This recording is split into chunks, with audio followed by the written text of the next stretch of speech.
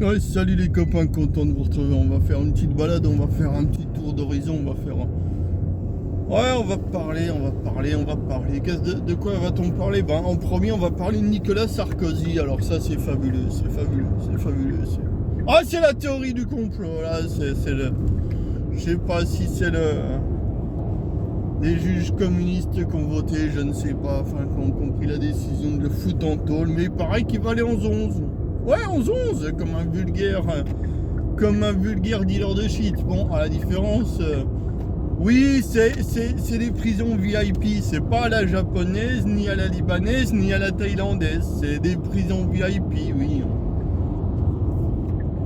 T'es juste enfermé, après le reste, oui. Ah, t'as ton téléphone portable, ton ordinateur portable, ta 5G, la fibre et compagnie, oui, t'es VIP quand même, hein. On a pitié de l'ancien président qu'il a été, quoi. Mais t'imagines, mon copain, un putain de président de la République qui est 15-11, quoi. 15-11. Ouais. Ah, ça m'a presque fait ma journée, ça. Là, j'écoutais un truc, 5-10 minutes, là, le début, avant de faire la vidéo. Le cercle Aristote, Pierre-Yves Rougeron avait invité un mec que je connaissais pas, ou très peu, l'Amérique latine. Donc l'Amérique latine, il y a le Venezuela. Le Venezuela, c'est Maduro. Maduro, il a signé un pacte, on va dire, un contrat, je sais pas comment il faut appeler ça, avec les Russes de défense. C'est-à-dire, on va fournir 2-3 batteries d'armement, là, anti-défense, anti-machin, anti-truc, des S400, des trucs, des S300, des S, quoi. Ouais, ça... Et si les États-Unis attaquent le Venezuela, la Russie envoie la sauce. Non, mais parce que je sais pas si t'as vu, là, je crois que les États-Unis ont bombardé, bombardé depuis le ciel, hein. De bateaux, il y avait 11 personnes dedans, le premier, et c'était des trafiquants de drogue. Non pas que je sois contre le bombardement de trafiquants de drogue, mais je sais pas si c'est des F-16, des F-35, pour bombarder un Zodiac XXL, ça fait un peu désordre. Et juste au passage, il n'y a pas de... Non, il n'y a pas de police maritime qui peut faire ça, non? Non. Non, mais parce que le missile qu'ils ont balancé, le rapport qualité-prix, tu vois, enfin, il est pas là, quoi. Il y a un problème, ça coûte trop cher pour ce qu'ils ont bombardé, quoi. Même si c'est de la cocaïne. Bon, est-ce que c'était de la cocaïne? Dieu seul le sait, hein, ça a explosé, quoi. On n'a pas vu de poudre blanche, je ne sais pas. Bon, même si c'était de la cocaïne, il fallait faire intercepter ça par les personnes compétentes, quoi. Mais pourquoi ils font ça? Non, mais parce que de plus en plus on entend Trump dire ouais, le Venezuela ça m'intéresse, ouais. Ah non, moi je leur donne pas un centime, hein. Ah non, le Groenland, ok, ouais, un petit billet de 100 000 par habitant, ça va pas me coûter très très cher, non, ça coûte trop fois rien, le Groenland à racheter. Le Venezuela, non. Déjà, ils voudront pas. Ah, puis ils sont trop nombreux. Ah, il faut envoyer l'armée, hein. Il faut les envahir. Oui, à tout jamais, militairement, ouais, voilà. On va annexer leur pays, si tu veux, un peu comme l'Irak. On avait bien fait en Irak, ouais, c'était assez bien fait, ouais. C'était plutôt... ouais, c'était bien fait l'Irak, donc dans le même état d'esprit... Bon, Maduro, il a dit chaque Vénézuélien, on vous fournit une calage, on sait jamais, ça peut être utile. Bon, il a pas une grosse armée, mais pas besoin d'avoir une grosse armée pour se cacher dans la jungle et faire des dégâts, tu vois ce que je veux dire, quoi. c'est pas la métropole lilloise ou la métropole parisienne, hein. Non, non, c'est la jungle. La jungle à l'ancienne, ouais, un peu, ouais. Bah, bon courage si vous envoyez des forces militaires sur place, quoi, ouais. Non, mais parce que la jungle, alors, dans la guerre, il faut éviter les centres urbains, tu vois, là où il y a plein d'immeubles. Et il faut éviter la jungle. Ah, il faut y aller sur les plaines de la Somme, quoi, si tu veux. Ouais. Les plaines de la Somme, tu peux y aller, là, tu peux faire la guerre. C'est tout plat, tout droit. Ah là, ouais, tu peux y aller, là. Donc, faut surveiller de très près le Venezuela, parce que Trump arrive à 80 balais. Il est encore en pleine forme, mais combien de temps? Et puis bon, des fois il se gourre de pays, quoi. Donc bon, tu dis ouais, il est un peu vieux, il est fatigué. L'Albanie, l'Italie, tu vois, ça se ressemble. L'Arménie, la Lituanie, ouais, ça finit en i comme spaghetti ou panzani, mais c'est pas un petit rigolo sur YouTube, tu vois, c'est le président de la première puissance économique mondiale. Qu'est-ce que je voulais dire d'autre? L'or est en train de cartonner.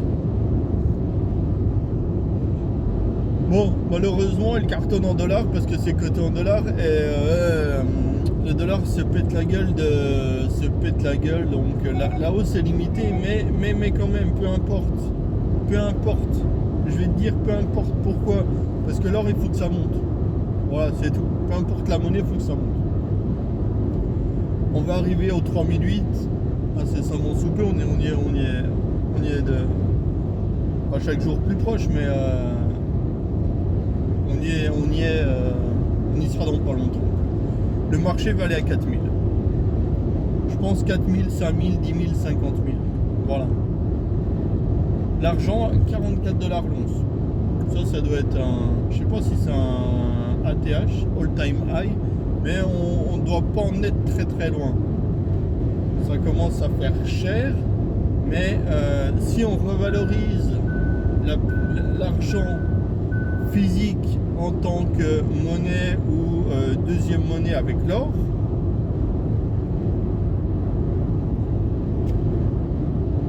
on peut aller à 100, on peut aller à 500, ça dépend à quel... Si tu remets l'or comme étalon monétaire, l'or et l'argent comme étalon monétaire, tu peux faire x10 encore. Mais après, si tu remets l'or et l'argent comme étalon monétaire, c'est-à-dire que le système est en train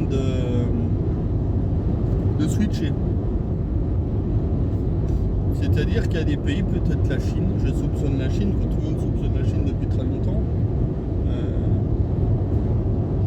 de vouloir adosser son yuan à l'or et à l'argent. Voilà. Et tu sais pourquoi Charles Gave dit souvent que l'obligation chinoise fait aussi bien que l'or. Alors ça c'est un truc, il faut vraiment attendez, je me mouche, suspense.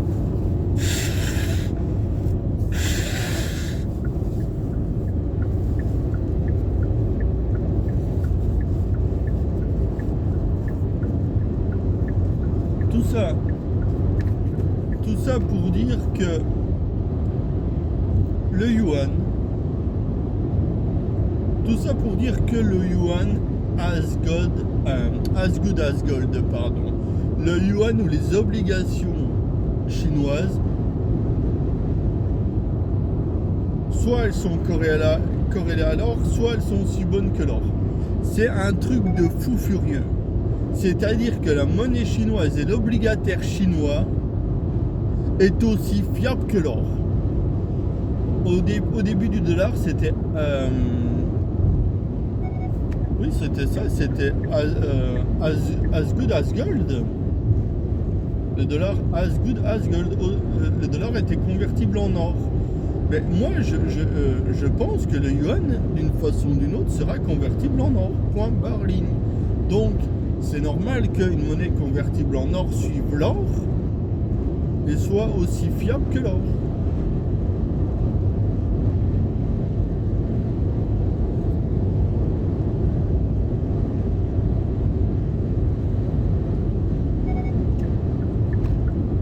Donc,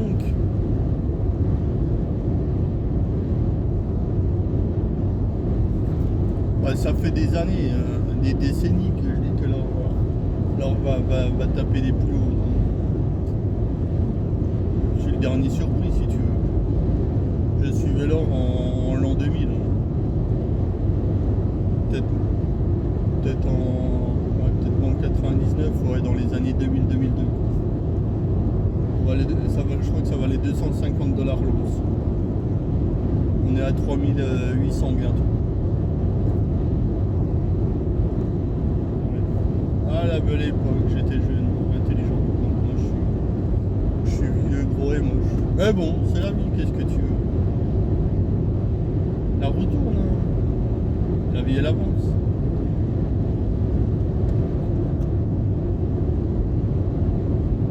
Est-ce que vous avez vu, il paraîtrait que le cornu est gay. Ah, moi j'aime bien les potins, non mais c'est important. Parce que soit il se fait enculer, soit il encule, soit il se fait sucer, soit il suce. Et puis je pense que ça peut être recto verso Ouais, je pense qu'il peut faire les deux en même temps, les deux à la fois, quoi. Je sais pas comment il faut dire. Un mec qui aime bien enculer un autre mec, chacun fait ce qu'il veut, mais je suis pas sûr du résultat.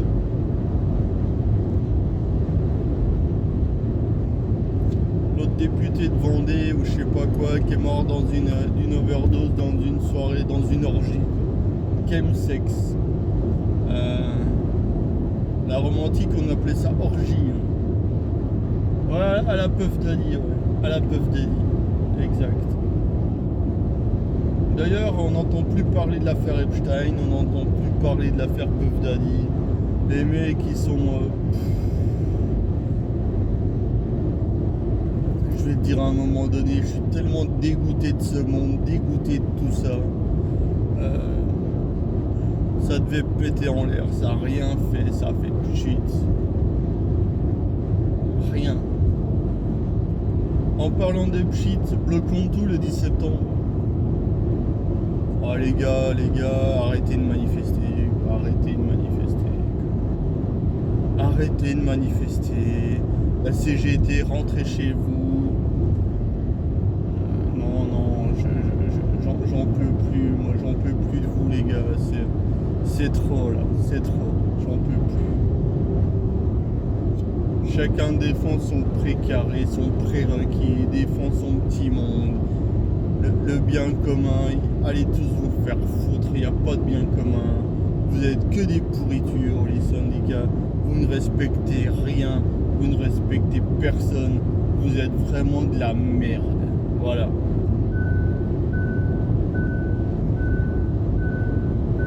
Non mais pourquoi je dis le cornu homosexuel est-il... Enfin, en tout cas, il est, comme on disait chez moi, vieux garçon célibataire sans enfant.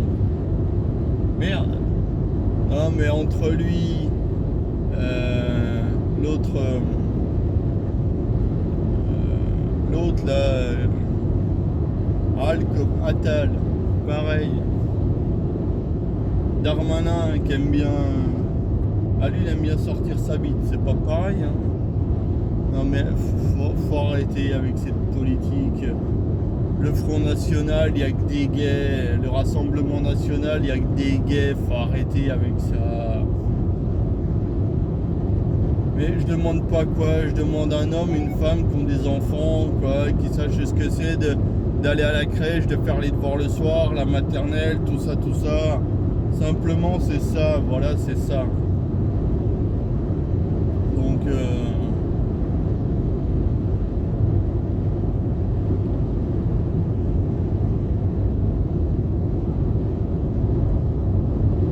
à un moment donné, il faut prendre du recul sur les choses Et si ça, le bien, le bon, le beau, le bien, le beau, le bon, et voilà, chacun fait ce qu'il veut, mais chacun ne devient pas Premier ministre parce qu'il est gay, quoi. C'est surtout ça le truc à voir. J'en peux plus, je te jure, de ce monde de fou. Tiens, il paraît, j'entends ça de plus en plus, façon de parler sur internet. Les Russes ont bombardé des officiers français en Ukraine. Voilà. Bah mec, t'es sur un champ de guerre, hein.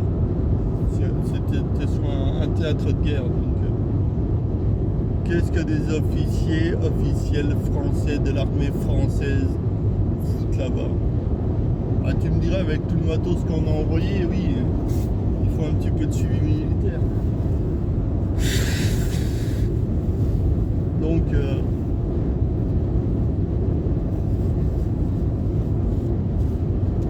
je sais pas où ça va aller, mais quand je vois le prix de l'or, c'est un peu le juge de paix, le prix de l'or. Si tu veux, plus il monte et plus on se prépare à soit, de toute façon, ça revient au même au final, soit de l'inflation, soit de la guerre. Hein. Qu'est-ce qui provoque la guerre? C'est l'inflation, c'est la dette, la création monétaire, la dette, l'inflation, hyperinflation, guerre. Ça marche comme ça, quoi. Et tous les 70 ans, on fait un reset. Voilà. Et ben, depuis 70 ans, il n'y a pas eu de guerre, il faut la faire. Alors je sais pas si elle sera sur notre territoire, je sais pas comment ça va partir. Mais depuis quelques jours, l'action Smith & Wesson aux États-Unis a pris 20%. Le pétrole ne monte pas plus que ça, j'ai l'impression. Mais il va péter à la hausse bientôt.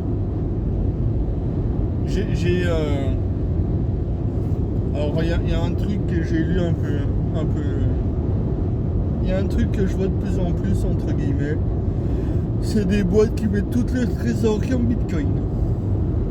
Pareil que je crois que c'est des boîtes américaines, et les mecs ils disent ouais, qu'est-ce qu'on va foutre de notre trésorerie en dollars, on va acheter du bitcoin. Ouais, du bitcoin en dollars, mais bref. Comme ça, si le bitcoin se pète la gueule, leur trésorerie se pète la gueule. On m'a toujours dit faut pas mettre ses œufs dans le même panier, mais visiblement je dois être un petit peu dépassé par les événements. J'ai regardé ce matin le taux obligataire français à 10 ans, donc l'OAT à 10 ans français était à 3,56. Au-dessus de 3,50, ça commence à faire chaud marron chaud ananas, chaud asticot, chaud la bite aussi. Parce que s'il passe à la hausse les 3,50, à mon avis, il ira 3,80 ou 4, on sait pas. J'en sais rien. Mais si le marché n'a pas pu le faire baisser sous les 3,50, c'est que le truc il va monter. Et je vois pas pourquoi il monterait pas.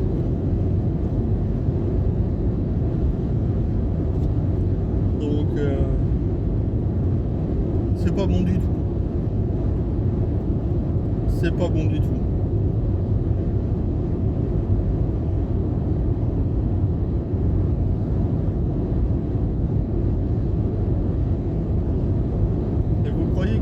Un mec comme Macron, entouré de Le Cornu, peut redresser le pays? Comme disait Charles Gaffe tout à l'heure, hein. Un truc simple, hein. Tu fais qu'un seul impôt en France, impôt unique. Ouais, c'est très simple, tu fais un impôt unique. Tu prends 25% de tout ce que gagnent les Français. Voilà. Une flat tax de 25%. Un quart. 3 quarts pour toi, un quart pour l'État. Tout le monde. Tout le monde. Que ce soit CAF, pas CAF, machin, tout le monde.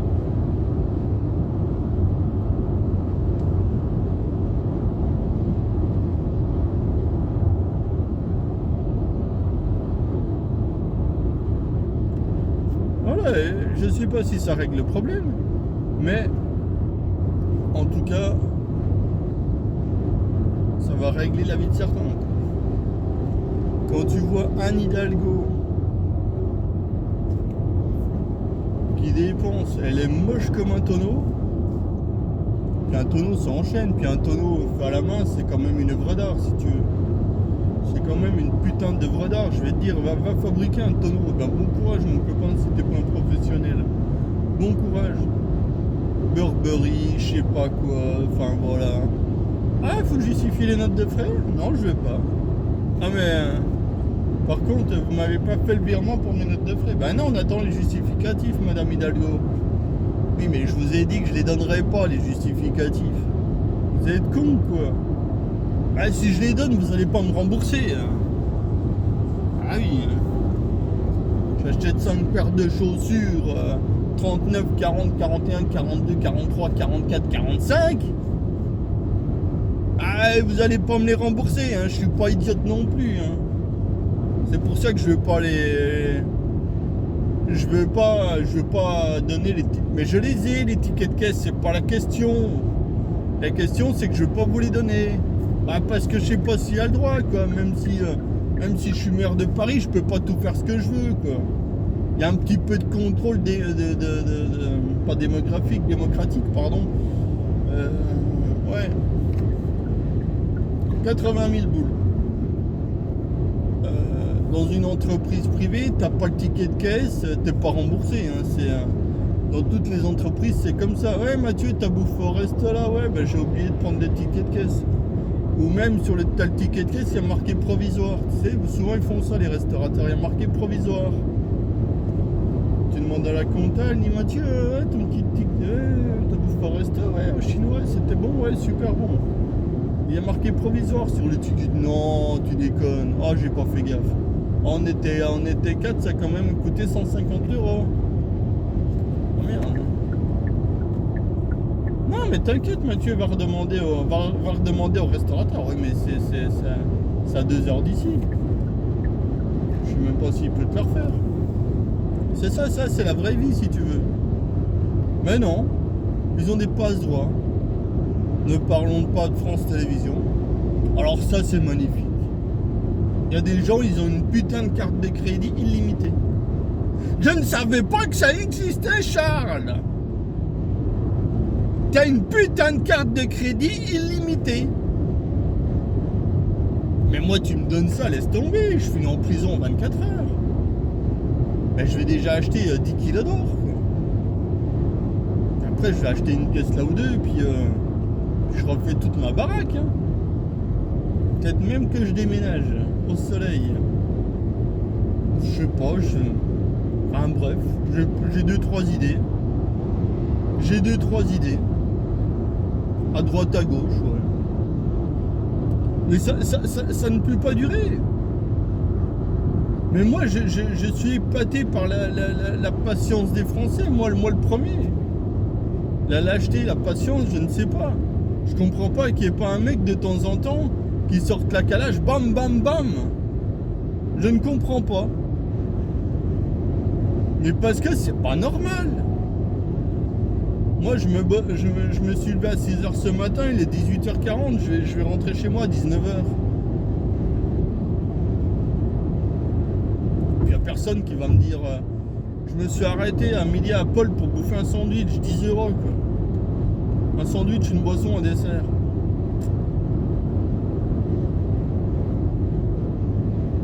Ah, c'est quand même... voilà, on vit pas la même vie. Donc je suis épaté qu'il n'y ait pas un mec qui se dise non, j'ai plus rien à perdre, bam. J'en tue 2-3. J'en tue 2-3 dans le sens où... tu peux pas niquer le peuple comme ça. Anne Hidalgo, tu peux pas. Dans n'importe quel pays, elle serait renvoyée chez elle. Elle deviendrait SDF instantanément.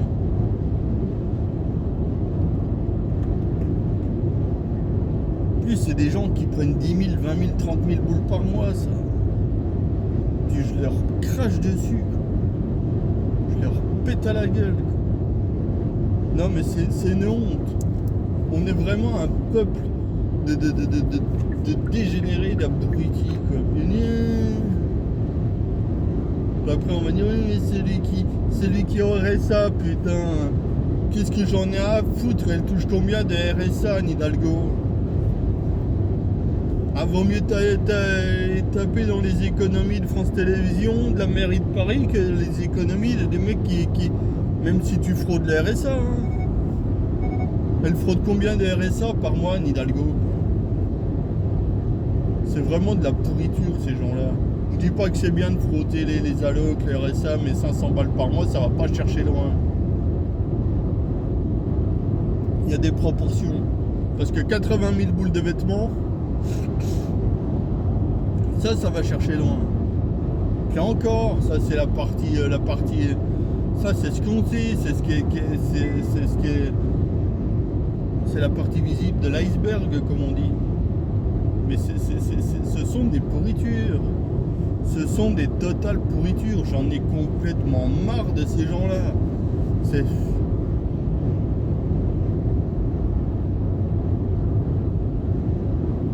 En plus, ils sont de gauche. Ah oui, ils sont de gauche. Excuse-moi. Ouais, c'est comme... on nous a bien sorti que Strauss-Kahn était de gauche, que...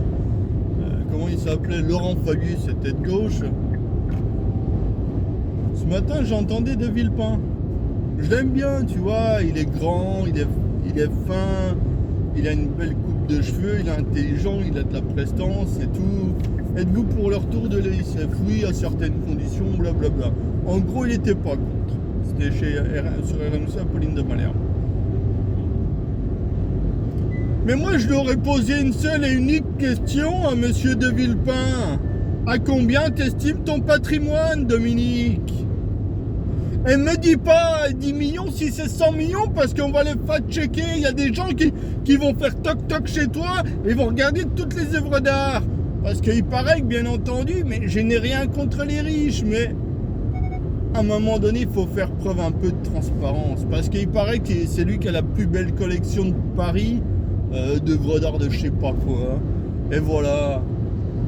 Puis après on me dit ouais, je suis pour l'ISF, mais commence par l'ISF toi-même, fils de pute. Commence par l'ISF toi-même et t'exclus pas les œuvres d'art de l'ISF, s'il te plaît.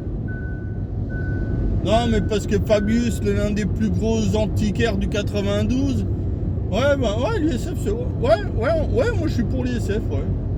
Ah, évidemment, tout ce qui est œuvre d'art au sens large, non, ça rentre pas dedans. Et c'est de l'art, hein, et oh. C'est les pinceaux, hein, on a peint, il y a quelqu'un qui a peint, c'est un artiste, hein. Il a pas fait ça pour l'argent, hein. Ah bah maintenant que ça crotte vaut 300 000 ou 500 000 ou 3 millions d'euros, oui, bah moi j'y peux rien, hein. Je l'ai acheté, ça valait 30 euros, hein. Je l'ai donné 30 euros, bonhomme. Ah bah oui, évidemment. C'est pas du tout un placement, non, fils de pute. Ah pardon, mais... Dominique Galouzeau de Villepin. Les autoroutes, ça, je te pardonnerai jamais. T'as beau être souverainiste, je te pardonnerai jamais. Point barre, ligne. J'ai aucune confiance en toi. T'as vendu les autoroutes à combien? Allez, 50% mieux, 50% de leur valeur. Tu vends un truc à tes potes à 5, ça vaut 10 le truc. Eh ben, quand t'achètes un truc 5 qui vaut 10, eh ben, tu vois la vie un peu mieux. C'est comme toi si t'achètes ta maison 100 000 euros. C'est comme toi si tu achètes ta maison 100 000 euros.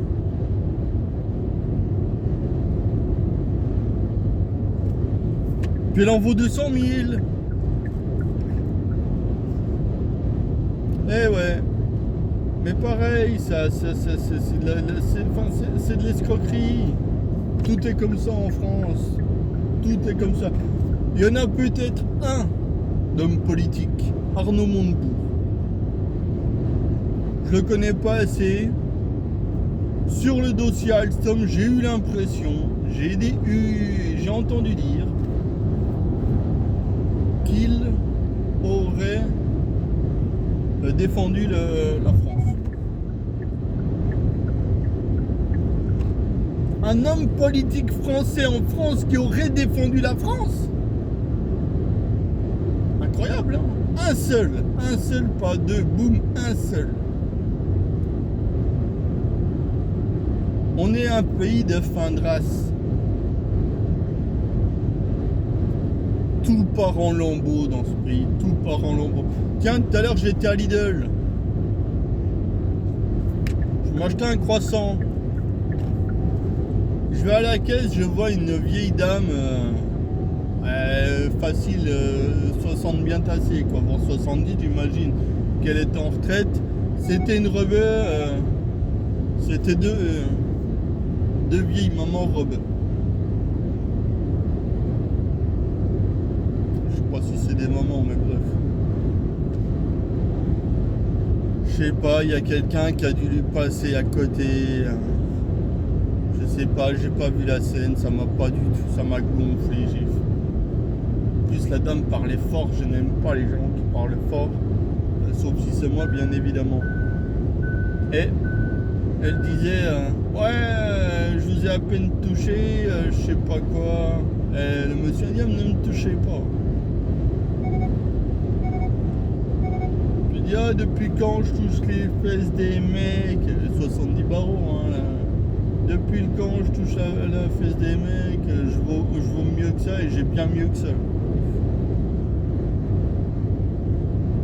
Et sale raciste, sale raciste, sale raciste. Putain, ça y est, on a marre de ce pays, j'en ai marre. J'en ai marre des gens. Je regardais mon téléphone parce que je me dis, Mathieu, ferme ta gueule, ne l'ouvre pas.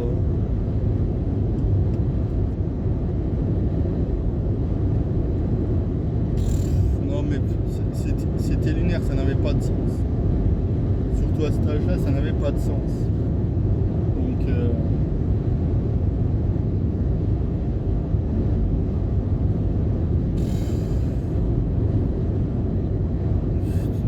qu'est-ce qu'il faut faire, je ne sais pas. Putain, j'ai pas de solution. Non, j'ai écouté Cardi l'autre coup et je me demandais, je me posais aussi la même question que lui. Je me faisais la réflexion, je me disais, mais il y a bien un pays, tu sais, il y a bien toujours un pays qu'on connaît absolument pas, on sait pas où c'est, ils ont rien. Ah ouais, le Bhoutan ou un truc à la con, quoi, le Costa Rica, ou un petit pays en Afrique enclavé entre je sais pas quoi et je sais pas quoi.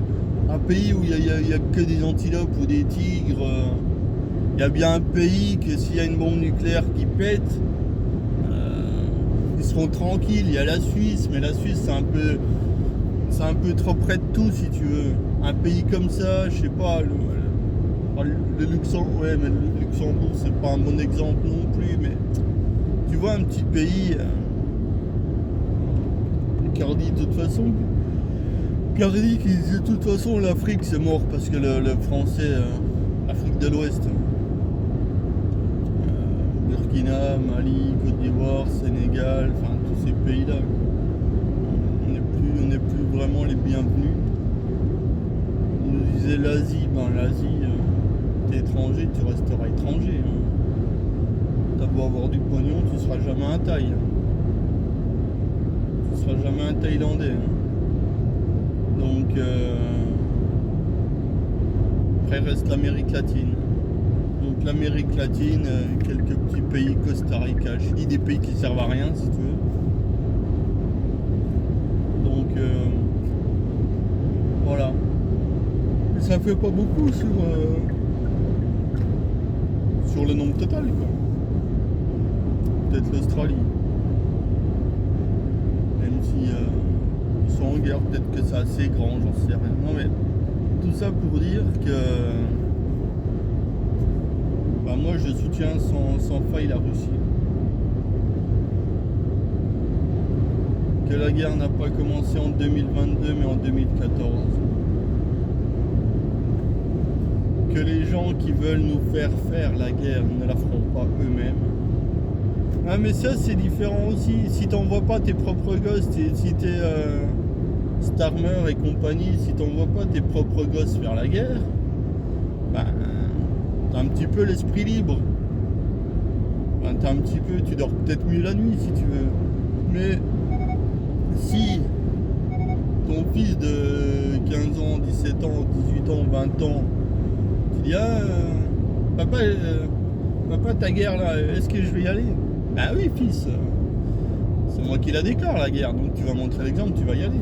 Mais bien entendu que non, ça se passait comme ça à l'époque du Moyen-Âge, à l'époque des rois, peut-être que ça se passait comme ça, mais ça s'est très vite passé autrement. Donc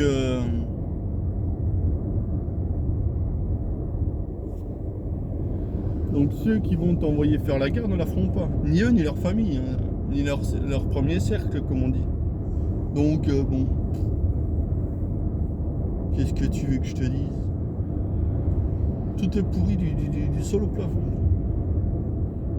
Je comprenais pas les royalistes.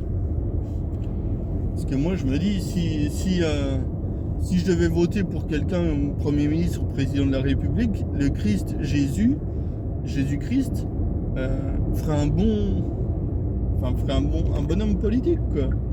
Soit Premier ministre, soit Premier ministre, soit président, tu vois, parce que son programme politique sera assez simple. Tu ne tueras pas, tu voleras pas, tu mentiras pas et tu tromperas pas. On est bien barré avec ça, il n'y aura plus aucun politicien. Donc, tiens, je vais te raconter la parabole des talents. La parabole des talents, c'est un maître et c'est je crois qu'il faut les appeler ses élèves, ses disciples, ses esclaves, peu importe.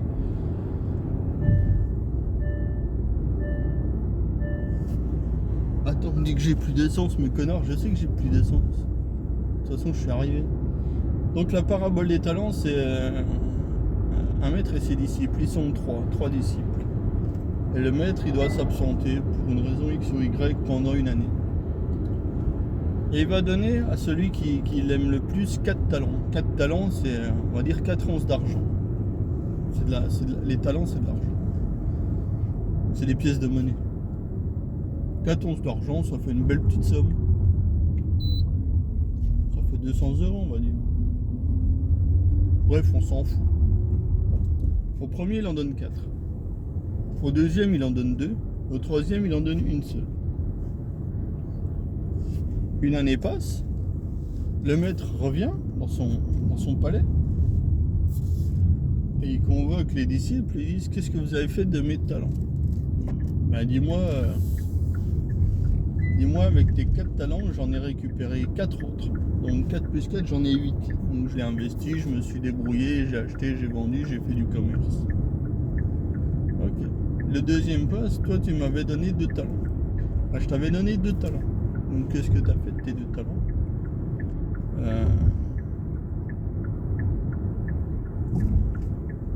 Il dit: moi je me suis débrouillé pour en avoir 2 de plus. Donc au final j'en ai eu 4. Et le troisième dit: qu'est-ce que tu as fait de ton talent? Ben, il dit: moi je l'ai enterré dans le jardin. Maintenant que vous êtes là, je l'ai déterré, je vous le redonne. Donc je vous ai donné 1 talent. Je vous ai donné 1 talent. Et ben, vous m'avez donné 1 talent, je vous rends 1 talent. En France,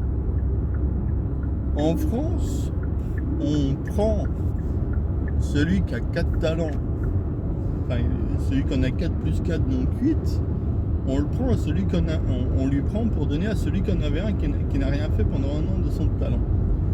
Donc, on éradique peut-être, et encore mon chaton, la pauvreté, mais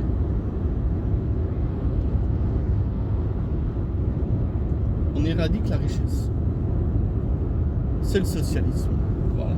C'est ça le socialisme. Putain de maladie mentale. Et il y a une autre parabole qui est sympathique. C'est la parabole de l'ouvrier de la dernière heure. Le matin, on va dire que c'est des vignes. Le vigneron va là où il y a des gens qui cherchent du travail, au bord de la route. Il dit j'ai besoin de 5 personnes, donc il les prend et leur dit ben, vous serez payé 10 francs la journée. Vous acceptez, vous refusez, vous serez payé 10 francs à la fin de la journée. Les gens ont besoin de travail, donc ils se disent que 10 francs c'est une très bonne heure. C'est une très bonne idée. Et il manque une paire de bras. Ils sont 5, il aurait dû en prendre 6, mais donc il retourne là où il a embauché les gens le matin. Et c'est la dernière heure de la journée, on va dire qu'ils arrêtent à 18h, donc en gros il est 17h. Et il cherche une dernière personne à embaucher. Puis évidemment, à cette heure-là, il n'y a plus personne, parce que les gens ils sont là le matin et à 17h il n'y a plus personne. Donc il y a quelqu'un qui creuse quelqu'un, le vigneron lui demande est-ce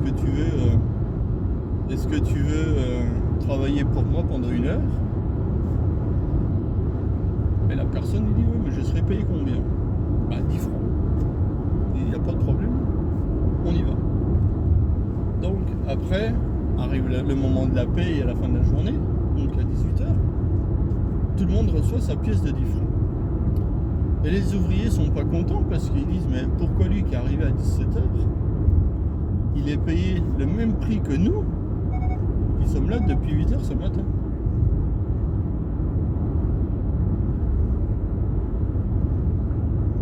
Là,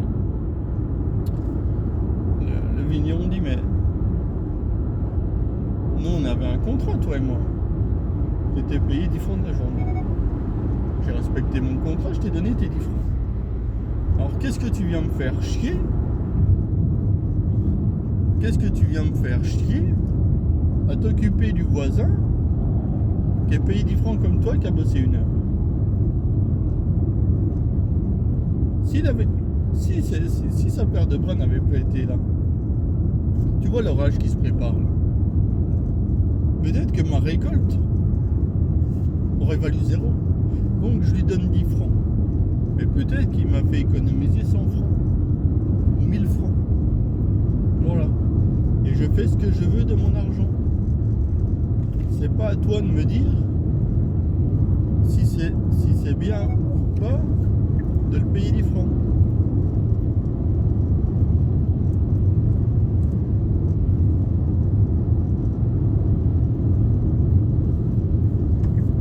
Ça c'est la parabole des talents. Et la parabole de l'ouvrier de la dernière heure. Tant que ton contrat est respecté, c'est tout, ton contrat est respecté. Ne te mêle pas de la vie des autres. Voilà. Donc, un programme politique, vous lisez les évangiles, hein, c'est tout. Et comme disait Charles Gave, tu augmentes la masse monétaire 3% par an, tu demandes à ChatGPT créer 3% de valeur monétaire par an, de masse monétaire en plus de 3% chaque année. Tu demandes à ChatGPT s'il y a quelqu'un qui veut intervenir là-dessus, qui fasse exploser le système. Voilà. Tu jettes la clé de l'ordinateur ou du coffre-fort dans lequel est l'ordinateur, tu la jettes dans la Seine et puis voilà, tu disparais, la clé disparaît à tout jamais. Donc voilà, c'est simplement ça. On est loin de tout ça, on est très loin de tout ça. Et là, on rentre chez soi le soir, en espérant un miracle. La vie économique est de plus en plus dure. La vie économique est de plus en plus dure. Tout est chiant, tout est long, tout est compliqué, tout est pénible. Et voilà. On va foutre de l'essence, parce que maintenant il faut rouler en essence. 1,70€, 1,65€ le litre. Enfin bref. Allez, bonne semaine de merde les copains.